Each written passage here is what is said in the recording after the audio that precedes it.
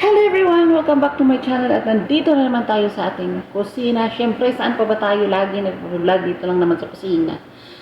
Meron kasi ako nakita sa TikTok na mabilis lang pala magbalat ng itlog na hindi nagka-crack or hindi madadamage yung itlog. Kaya naman, tinry ko. Siyempre tayo, alam mo naman, gaya-gaya. Gaya-gaya po tumaya. Kaya naman, mga loves, tingnan natin kung paano ko siya binalatan at babalatan. At ma-perfect ko kaya? Tingnan natin.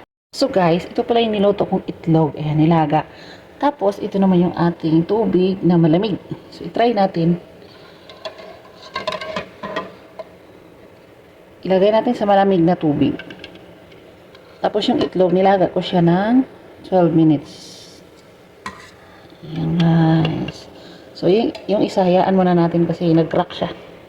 Mamaya na yan.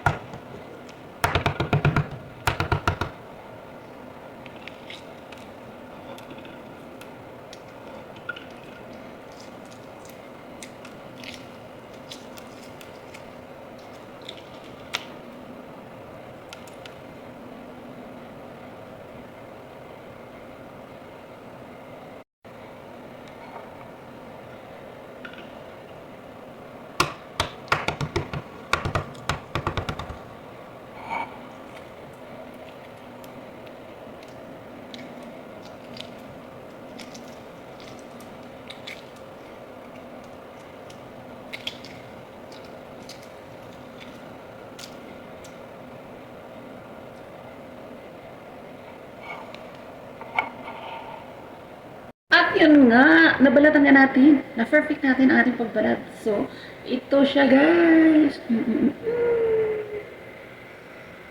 Perfect na perfect, no?